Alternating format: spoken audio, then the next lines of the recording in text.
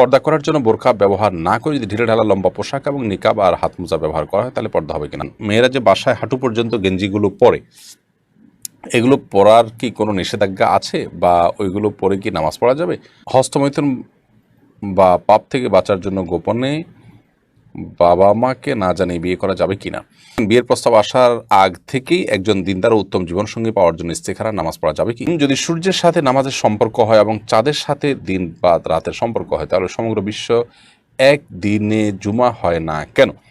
মা বাবা মারা যাওয়ার পর তাদের ছবি সংরক্ষণ করলে এবং মনে হলেই সেটা দেখলে কি মৃত মা বাবার কোনো গুনাহ হবে? ইসলামে একই নারীকে দুইবার বিয়ে করা জায়েজ আছে কিনা? জায়েজ হয়ে থাকলে দেনমোহর একই রাখতে হবে কিনা? ছোট্ট শিশু মারা গেলে কি সেই সন্তান তার বাবা ও মাকে জান্নাতে নিয়ে যাবে? কেউ যদি ছেলে মেয়ের বিয়ে না দিয়েও তাদের সম্পর্কের খাতিরে বেআই বেআইন বানায় তাহলে কি গুনাহ হবে এবং পরবর্তীতে নিজ ছেলে মেয়েকে সেই পরিবারে বিয়ে দিতেই হবে কিনা? অনেকেই বলে থাকেন আমাদের রিজিক পূর্ব থেকে আল্লাহ তাআলার পক্ষ থেকে নির্ধারিত এবং চূড়ান্ত, এর থেকে কম বেশি হবে না কি ঠিক? আমি প্রেগনেন্ট, বাথরুম দূরে হওয়ার কারণে ঘরের ভেতর পাত্রে প্রস্রাব করি এবং সেই ঘরেই নামাজ পড়ি, আমার নামাজ হবে কিনা? কৃত্রিম প্রজনন করা কি জায়েজ এবং উপার্জনকৃত অর্থটা কি হালাল নাকি হারাম? আমি অনেকেরই হক নষ্ট করেছি, বিশেষ করে ট্রেনে অনেক সময় ভাড়া না দিয়ে যাতায়াত করেছি। এখন কি করতে পারি? মসজিদে ফরজ সালাতের পূর্বে ব্যস্ততার কারণে নিজে নিজেই আগে নামাজ পড়া যাবে কিনা? এমডি আফরাজুর রহমান ফাহিম আপনি লিখেছেন, আমার একই শিক্ষকের সাথে দিনে বিভিন্ন জায়গায় দেখা হয়, এখন আমাকে প্রত্যেকবারই শিক্ষককে সালাম দিতে হবে? জি হ্যাঁ, প্রত্যেকবারই সালাম দিতে হবে। ধরুন শিক্ষা প্রতিষ্ঠানের এই কক্ষে দেখা হলো, আরেক কক্ষে দেখা হলো, আপনি প্রত্যেকবারই সালাম দিবেন। একটা গাছের আড়াল হয়ে গেল, একটা ওয়ালের আড়াল হয়ে গেল, তো নতুন করে দেখা হলো, আপনি সালাম দিবেন। আর একই রুমের মধ্যে ধরেন কয়েকবার দেখা হচ্ছে সামনে পিছনে, তখন আপনি বারবার সালাম দিবেন না। এমডি মিজানুর রহমান আপনি লিখেছেন, মসজিদে ফরজ সালাতের পূর্বে ব্যস্ততার কারণে নিজে নিজেই আগে নামাজ পড়া যাবে কিনা? যদি কোনো বিশেষ কারণে আপনার আগে চলে যেতে হয়, আপনার ট্রেন ছেড়ে দিবে, বাস ছেড়ে দিবে, তাহলে আপনি ফরজ জামাতের আগে নামাজ পড়ে ফেলতে পারেন। সেক্ষেত্রে আপনি অন্য কাউকে নিয়ে জামাত করে নিয়ে সালাত আদায় করলে সেটা উত্তম। মমতাজ আক্তার আপনি লিখেছেন, ছোট্ট শিশু মারা গেলে কি সেই সন্তান তার বাবা ও মাকে জান্নাতে নিয়ে যাবে? ছোট শিশু মারা গেলে তারা বাবা মার জন্য সুপারিশকারী হতে পারে। ইমানদারদের ছোট শিশু মারা গেলে তারা বাবা মার জন্য সুপারিশকারী হবে, তাদের বাবা মার জন্য জান্নাতে ওয়েলকাম করবে। সাহাবীদের কেউ সন্তান হারা হলে নবী করিম সাল্লাল্লাহু আলাইহি ওয়াসাল্লাম তাদেরকে এইভাবে সান্ত্বনা দিয়েছেন, সুসংবাদ শুনিয়েছেন। তো সেটি ঠিক আছে, কিন্তু এর মানে এই নয় যে বাবা মা যাই করুক না করুক সে তাদেরকে জান্নাতে টেনে নিয়ে যাবে, ব্যাপারটা কিন্তু সেরকম নয়। বাবা মা যদি জান্নাতি হন, জান্নাতি কর্মকাণ্ড করেন, তাহলে সেক্ষেত্রে এই সন্তান তাদের জন্য সহযোগিতা করবে, তাদের উপকারে আসবে, জাস্ট এটুকু। আব্দুল ওয়াহিদ রিমন আপনি লিখেছেন, মা বাবা মারা যাওয়ার পর তাদের ছবি সংরক্ষণ করলে এবং মনে হলেই সেটা দেখলে কি মৃত মা বাবার কোনো গুনাহ হবে? যদি ব্যাপারটি এরকম হয় যে ছবি আগে থেকে করা ছিল এবং এটা হয়তো কোনো ডকুমেন্ট হিসাবে করা আছে, সেটা আপনি বারবার দেখলেন, অসুবিধা নেই। আর যদি এটা ভার্চুয়াল হয় তাহলে সেটা আপনি দেখতে পারেন। আদারওয়াইজ আপনার সেটা আপনার জন্য জায়েজ হবে না। বিশেষ করে অনেকে টাঙিয়ে রাখেন, ঝুলিয়ে রাখেন, সেটা প্রদর্শন করে রাখেন, এটা তার কোনো প্রয়োজনীয় নয়, অতএব এটা আপনার জন্য কিন্তু জায়েজ হবে না। এরপরে এমনি মুশফিকুর রহমান অপু আপনি লিখেছেন, আমি অনেকেরই হক নষ্ট করেছি, বিশেষ করে ট্রেনে অনেক সময় ভাড়া না দিয়ে যাতায়াত করেছি। এখন কি করতে পারি? এ বিষয়ে আমরা এর আগে বারবার বলেছি, ট্রেনে যদি ভাড়া না দিয়ে যাতায়াত করে থাকেন তাহলে ট্রেনের টিকিট কেটে, স্ট্যান্ডিং টিকিট কেটে আপনি ছেড়ে ফেলে দিবেন, তাতে টাকাটা প্রবেশ করে যাবে আপনার ট্রেন কর্তৃপক্ষের অ্যাকাউন্টে এবং আপনি দায়মুক্ত হয়ে গেলেন। আর ব্যক্তি বিশেষের হক নষ্ট করলে তারটা তার কাছে ফেরত দিবেন, তার কাছে ফেরত দেওয়ার সুযোগ না থাকলে তার পক্ষ থেকে দান দক্ষিণা করে দিবেন, এতে ইনশাআল্লাহ আপনি দায়মুক্ত হয়ে যাবেন। এরপরে মাহিরা মোমো আপনি লিখেছেন, মেয়েরা যে বাসায় হাঁটু পর্যন্ত গেঞ্জিগুলো পরে, এগুলো পরার কি কোনো নিষেধাজ্ঞা আছে বা ওইগুলো পরে কি নামাজ পড়া যাবে? আপনি নামাজের জন্য মাথা থেকে পা পর্যন্ত ঢাকতে হবে। আপনি গেঞ্জি দিয়ে হয়তো হাঁটু পর্যন্ত ঢাকলেন, তারপর একটা পায়জামা দিয়ে ঢাকলো, তাতেও হয়ে যাবে, কোনো অসুবিধা নেই। আর বাসায় একান্তে যদি পড়েন, সেখানে আপনার স্বামী থাকলে তিনি দেখলেন, অথবা মা বাবা আছেন, কিন্তু তাদের সামনে আপনার শরীরের কোনো অংশ যেটা আপনার প্রদর্শন করা জায়েজ নয় সেটা প্রদর্শন করলেন না, তাহলে সেক্ষেত্রে গেঞ্জি হয়তো খুব বেশি লম্বা নয়, শুধু হাঁটু পর্যন্ত বা হাঁটু সামান্য নিচ পর্যন্ত জায়েজ আছে। এরপরে যেহেতু আপনার পায়জামা আছে, অন্যান্য পোশাক আছে, উপরে হয়তো ওড়না আছে, তাতে অসুবিধা নেই ইনশাআল্লাহ তাআলা। হ্যাঁ, এরপরে ইমরান হাসান আপনি লিখেছেন, হস্তমৈথুন বা পাপ থেকে বাঁচার জন্য গোপনে বাবা মাকে না জানিয়ে বিয়ে করা যাবে কিনা? চরিত্র হেফাজতের জন্য যারা বিয়ে করতে চান বাবা মাকে না জানিয়ে, অভিভাবককে না জানিয়ে, ছেলে হলে তো তার জন্য এটা জায়েজ আছেই, মেয়ে হলে সেটা নিয়ে ইখতিলাফ আছে আমাদের মধ্যে। অনেক ইমামগণ না জায়েজ বলেছেন, অনেক ইমামগণ জায়েজ বলেছেন।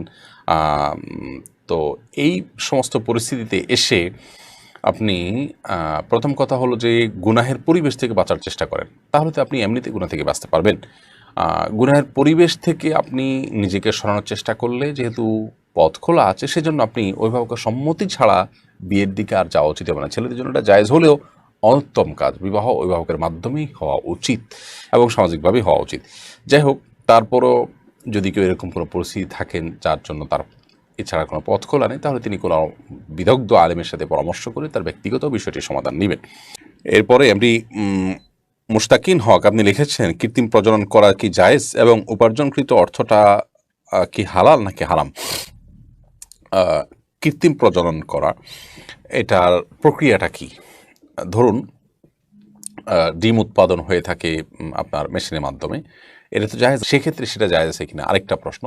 তো সবগুলোকে একটির আওতায় এনে তার জবাব দেওয়াটা কঠিন এবং জটিল। এর জন্য ভ্যারি করে যে বিষয়টি কিভাবে আপনার ইমপ্লিমেন্ট করা হচ্ছে তার উপরে। এটি কখনো জায়েজ হতে পারে, কখনো নাজায়েজ হতে পারে। মৌলিকভাবে বিষয়টি নির্ভর করে যে প্রক্রিয়াটা করতে গিয়ে শরিয়ার কোনো বিধান লঙ্ঘন হচ্ছে কিনা। যদি কোনো বিধান লঙ্ঘন হয় তাহলে এটা নাজায়েজ, আর না হলে সেটি জায়েজ আছে। মৌলিকভাবে মনে রাখতে হবে আলাস্তুফিল আশিয়া ইবাহা, যে কোনো জাগতিক বস্তু আল্লাহ রাব্বুল আমাদের জন্য হালাল করেছেন, যে কোনো কিছুই। তবে সেখানে শরিয়ার কোনো বিধান লঙ্ঘন হচ্ছে কিনা শুধু সেটা দেখার বিষয়। যদি লঙ্ঘন হয় তাহলে সেটা হারাম হবে, আর না হলে সেটি হালাল হবে। আফিফা ফাহমিদা লিখেছেন, বিয়ের প্রস্তাব আসার আগ থেকেই একজন দিনদার ও উত্তম জীবনসঙ্গী পাওয়ার জন্য ইস্তেখারা নামাজ পড়া যাবে কি? হ্যাঁ, অবশ্যই। আপনি আগে থেকেই আল্লাহর কাছে জীবন সঙ্গী পাওয়ার জন্য দোয়া করবেন। আর ইস্তেখারা মূলত কল্যাণের দোয়া করা, যে আল্লাহ কোথায় কল্যাণ হয় আমি জানি না, যেখানে কল্যাণ হয় তুমি সেই কল্যাণে ফয়সালা করো। তো এটিতে আপনি আগে থেকেই করতে পারেন। এরপরে আবিদা হোসেন আপনি লিখেছেন, আমি প্রেগনেন্ট, বাথরুম দূরে হওয়ার কারণে ঘরের ভিতর পাত্রে প্রস্রাব করি এবং সেই ঘরেই নামাজ পড়ি, আমার নামাজ হবে কিনা? নামাজ হয়ে যাবে, কিন্তু পাত্রটার মুখ বন্ধ করে রাখবেন এমনভাবে যাতে তার দুর্গন্ধ না ছড়ায় এবং পরিবেশ নষ্ট না করে, সেটা লক্ষ্য রাখবেন। কারণ লোক কোনো ঘরে পেশাব থাকলে সেখানে রহমতের ফেরেশতা আসে না, অতএব সেটি আপনি চেষ্টা করবেন। এমডি বিপ্লব হাসান আপনি লিখেছেন, অনেকেই বলে থাকেন আমাদের রিজিক পূর্ব থেকে আল্লাহ তাআলার পক্ষ থেকে নির্ধারিত এবং চূড়ান্ত, এর থেকে কম বেশি হবেন নাকি ঠিক? হ্যাঁ, এটা অবশ্যই সঠিক। আল্লাহ তাআলা এগুলো নির্ধারণ যা করেছেন তা আর বাইরে কিছু হবে না। এমডি আব্দুল্লাহ লিখেছেন, যদি সূর্যের সাথে নামাজের সম্পর্ক হয় এবং চাঁদের সাথে দিন বা রাতের সম্পর্ক হয়, তাহলে সমগ্র বিশ্ব একদিনে জুমা হয় না কেন?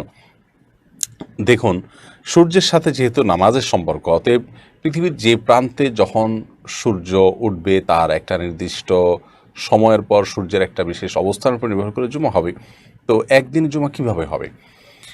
কোনো জায়গায় এমন হতে পারে যে এখন আমরা বাংলাদেশে এই মুহূর্তে যখন আমরা রাত পালন করছি, এখন তাদের দিন, অতএব তাদের ওখানে সূর্য উঠে গেছে। অতএব সূর্য ওঠার উপর নির্ভর করে যেহেতু হয়, অতএব তাদের জুমা এক সময় হবে, আমাদের জুমা আরেক সময় হবে, এটাই তো স্বাভাবিক। রাফি জাহিদ আপনি লিখেছেন, ইসলামে একই নারীকে দুইবার বিয়ে করা জায়েজ আছে কিনা? জায়েজ হয়ে থাকলে দেনমোহর একই রাখতে হবে কিনা? বিয়ে একবারই হবে একই নারীকে, তালাক না হলে তার দ্বিতীয় বিয়ে করার প্রয়োজন নেই। কিন্তু অনেক সময় দেখা যায় সামাজিক কারণে দ্বিতীয়বার বিয়ে করতে হয়। তো যদি হয় তাহলে সে দ্বিতীয় বিয়েটা, প্রথম বিয়ে যদি সঠিকভাবে হয়ে থাকে, দ্বিতীয় বিয়েটা আর কোনো মিনিং থাকবে না, ওটা মিনিংলেস থাকবে। তার জন্য কোনো মোহর ধার্য হলেও সেটা আদায়যোগ্য হবে না বা আদায় করা আবশ্যক হবে না। বিয়ে একাধিক নয়, শুধু একবারই, মানে একই মহিলা একই পুরুষ স্বামী স্ত্রীর মধ্যে একবার বিয়ে হলে যথেষ্ট, একাধিক বিয়ে করার কোনো প্রয়োজন নাই। কিন্তু যেটা বললাম যে অনেক সময় দেখা যায় বিয়ের অভিনয় করতে হয় সামাজিক কোনো কারণে, যদি করা লাগে তো এটা অভিনয়ের মতোই, এটার কোনো ভ্যালু থাকবে না। এরপরে স্মৃতি বিনতে জাফর আপনি লিখেছেন, পর্দা করার জন্য বোরখা ব্যবহার না করে যদি ঢিলে ঢালা লম্বা পোশাক এবং নিকাব আর হাত মোজা ব্যবহার করা হয় তাহলে পর্দা হবে কিনা? হ্যাঁ, যে কোনোভাবে আপনার সৌন্দর্য আপনি ঢাকতে পারলেই হলো। বোরকা পরা ছাড়া যদি আপনি পারেন, ওকে। আমি দেখেছি ব্যক্তিগতভাবে বোরকা পরেন না কোনো কোনো ভদ্রমহিলা, কিন্তু পর্দার জন্য যা দরকার সেটা তিনি করতে পারেন, সেটা যথেষ্ট। বিশেষ করে তার যদি সুন্দর পোশাক আশাক থাকে, তাহলে তার উপরে একটা চাদর বা অন্য কিছু দিয়ে, না কিছু এমন কিছু দিয়ে তার সে সৌন্দর্য ঢাকা উচিত, যাতে করে লাইভ দিনে জিনা তাহুন্না আয়াতের খেলাফ না হয়, অর্থাৎ নারীরা তাদের সৌন্দর্যগুলোকে ঢেকে রাখবে, সেটি যেন হয়। সেটি পর্দা দিয়ে, বোরকা দিয়েই করতে হবে এমন কোনো বাধ্যতামূলক নয়, কালো বোরকা দিয়েই করতে হবে এমন কোনো কথা নয়। এমনি রিয়াদ আপনি লিখেছেন, কেউ যদি ছেলে মেয়ের বিয়ে না দিয়েও তাদের সম্পর্কের খাতিরে বেআই বেআইন বানায়, তাহলে কি তাহলে কি গুনাহ হবে এবং পরবর্তীতে নিজ ছেলে মেয়েকে সেই পরিবারে বিয়ে দিতেই হবে কিনা? না, এমন কোনো কথা নেই।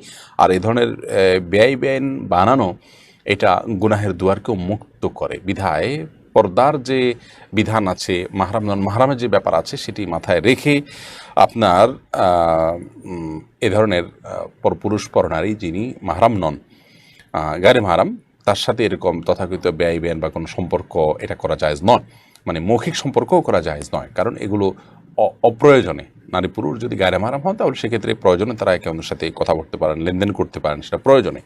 এটা অপ্রয়োজনীয় হওয়ার কারণে এটা করবেন না। আর যদি কেউ এটা করে না তাহলে তার মানে এই নয় যে পরবর্তীতে সন্তান বিয়েই দিতে হবে, বেআইন হতেই হবে, এমন কোনো কথা নেই।